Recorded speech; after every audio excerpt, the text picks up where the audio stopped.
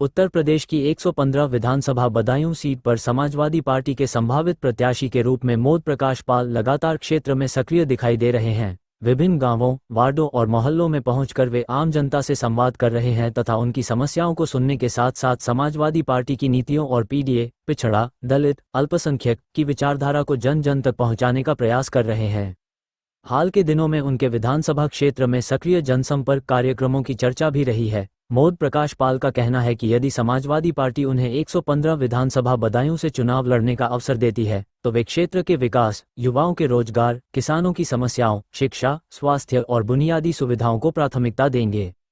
उनका दावा है कि जनता बदलाव चाहती है और समाजवादी पार्टी की नीतियों पर विश्वास जता रही है। आज की खबर में बस इतना ही। लगातार देखते रहिए ताज़ा खबर के साथ चुनाव पर चर्चा। नमस्कार मित्रों, मैं हूं सचिन कुमार। आप देख रहे हैं आरजे न्यूज भारत।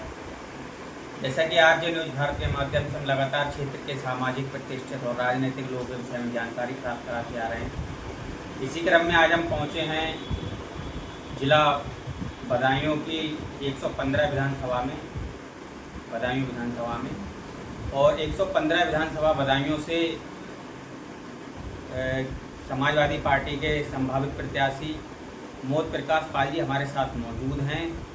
जैसा कि सभी को अवगत है कि 2027 में विधानसभा का चुनाव होना है, तो आज बातचीत करेंगे विधानसभा के चुनाव को लेकर के, बातचीत करेंगे 115 विधानसभा की, बातचीत करेंगे क्षेत्र की समस्याओं के विषय में।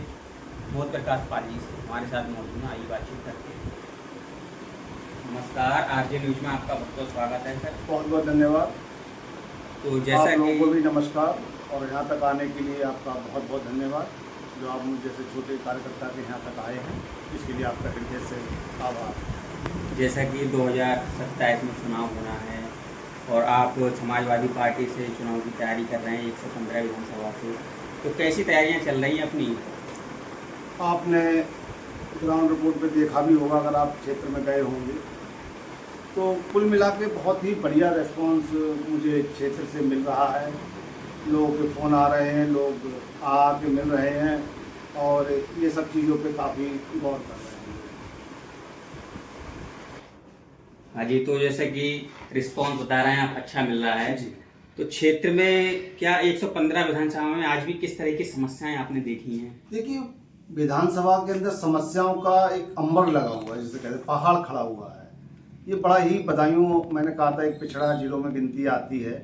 जिस हिसाब से आज 10 साल से बीजेपी की सरकार है, जिस प्रकार के विकास कार्य इस विधानसभा क्षेत्र में होने चाहिए कि किसी भी प्रकार का कोई, आप देख रहे हैं, बुरे हाल हैं। लाइट के सबसे बुरे हाल हैं हमारे यहाँ पर।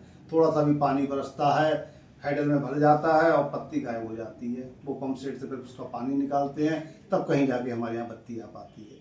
आप सड़कों का हाल देख ही रहे हैं, कितना बुरा है देहात का, खास तौर से गांव-गांव आप जाइए, जा रहे होंगे तो आप देख रहे होंगे कि किस प्रकार से गांव में कीचड़, मुख्य सड़कें तक अभी तक गांव को जोड़ने में कामयाब नहीं हो पाए हैं।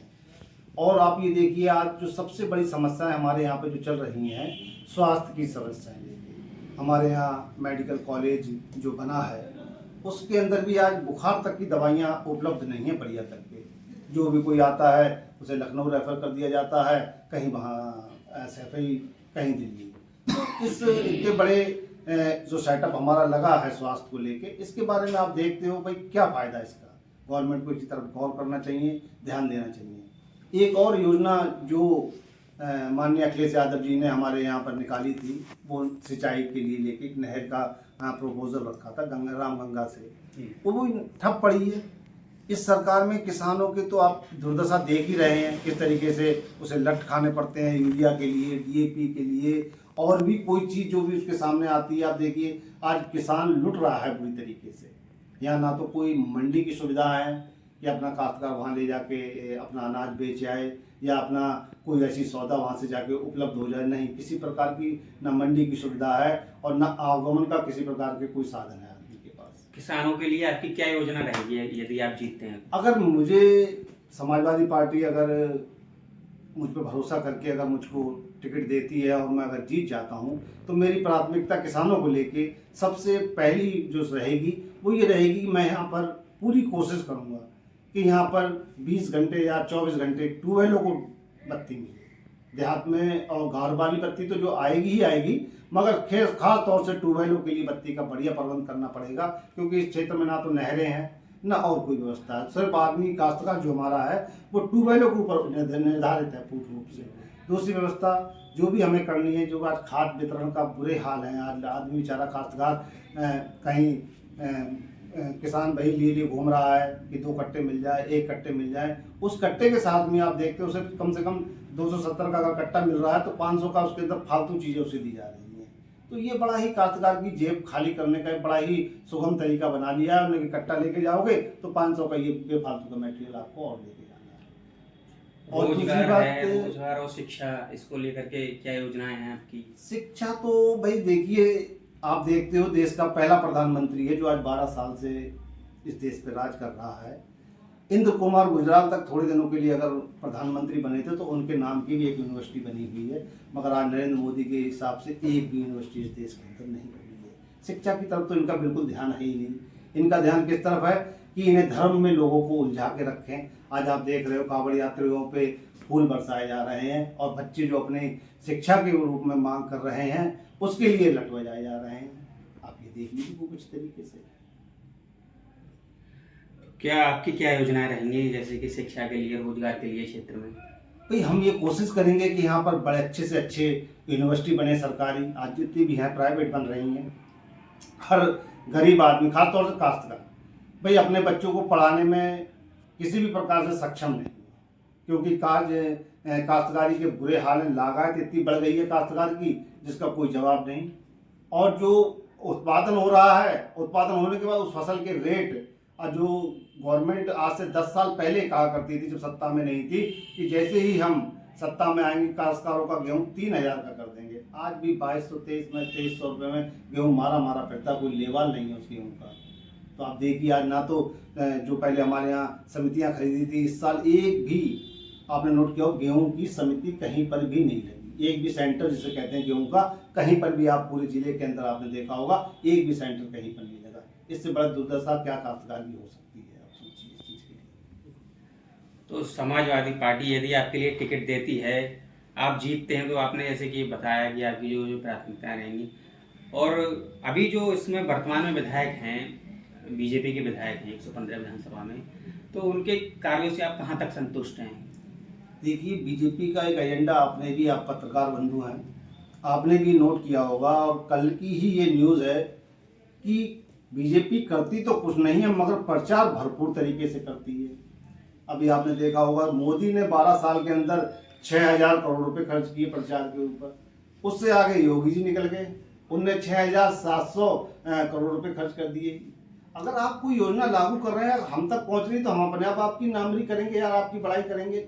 हमें ये होर्डिंग लगाने से और मारे करने से, लोगों को प्रचार के ऊपर रुपए खर्च करके हम ये लोगों को बताएं ये योजना हमने लागू कर दी है।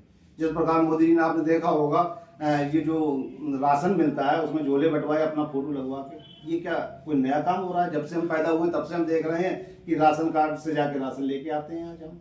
आप इस प्रचार पे जिस प्रकार से बीजेपी पैसा खर्च करती है ये आप देख रहे हो, तो इस प्रकार से यही हाल यहाँ पर है हमारे माननीय विधायक जी का।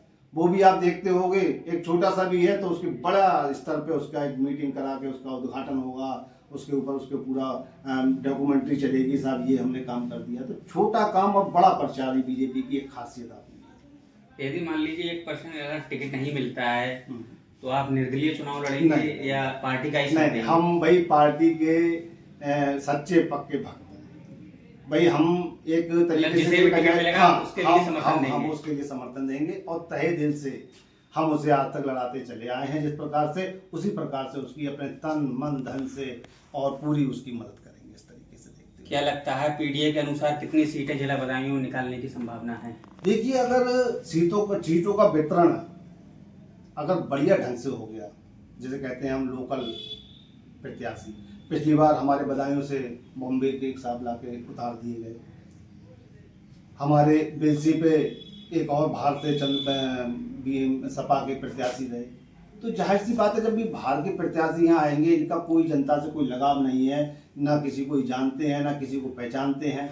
एक क्षेत्रीय नाते के जो भी व्यक्ति हैं, आप देखिए जितने भी जीते सब क्षेत्रीय व्यक्ति थे। हमारे विधायक यहाँ से जीते, जब तक आप क्षेत्रीय व्यक्ति को जो यहाँ जिंदगी इसने खपा दी, जब तक आप क्षेत्रीय व्यक्ति को आप टिकट नहीं देंगे तब तक आप किसी भी प्रकार से यहाँ की सीटें जीत नहीं सकते। और मुझे तो ये उम्मीद है कि माननीय अखिलेश यादव जी और हमारे भैया जो हैं सांसद जी आदित्य यादव जी और धर्मेंद्र यादव जी जो यहाँ पर रह चुके हैं, इन लोगों का एक बड़ा ही अच्छा कॉम्बिनेशन लेके ये लोग चल रहे हैं और बड़े सोच विचार करके और बढ़िया से बढ़िया प्रत्याशी, जिताऊ प्रत्याशी को उतारने के चक्कर में ये लगे पड़े हैं। इसी प्रकार से अगर यहाँ से सब लोकल व्यक्तियों को अगर टिकट दिया गया तो मुझे ये उम्मीद है कि इस बार सपा यहाँ पर चमत्कार करेगी और 6 की 6 विधानसभा सीटें जीत के दिखाएगी। अभी जैसे कि जिला बदायूं में 3 सीटें सपा की हैं, 3 भाजपा की हैं जी, उनमें से एक धोखा दे के चले गए हैं बीजेपी में, हमारे किशोरी की विधायक जी। अभी तो 2 हमारे पास आई हैं और 4 इसमें बीजेपी कह सकती है। तो जैसा कि एक क्वेश्चन हो रहा है आपसे, महिला सुरक्षा, महिला सशक्तिकरण, इसको लेकर के किस तरह की योजना आपने सोच रही है? देखिए, महिलाओं की सशक्तिकरण तो ये जो बीजेपी जिस प्रकार से ढोंग अपना कर रही है, आप देखते रहे जनता मंदिर पे किस तरीके से बच्चियों के साथ में गलत व्यवहार हुआ। आज बीजेपी जो कहती है बेटी बचाओ बेटी पढ़ाओ वाला हिसाब किताब आप देख रहे हो, मगर यहाँ तो कोई इस तरीके से दिखाई नहीं देता। बच्चियों के रोप हो जाते हैं, उन्हें रात में ही गायब कर दिया जाता है।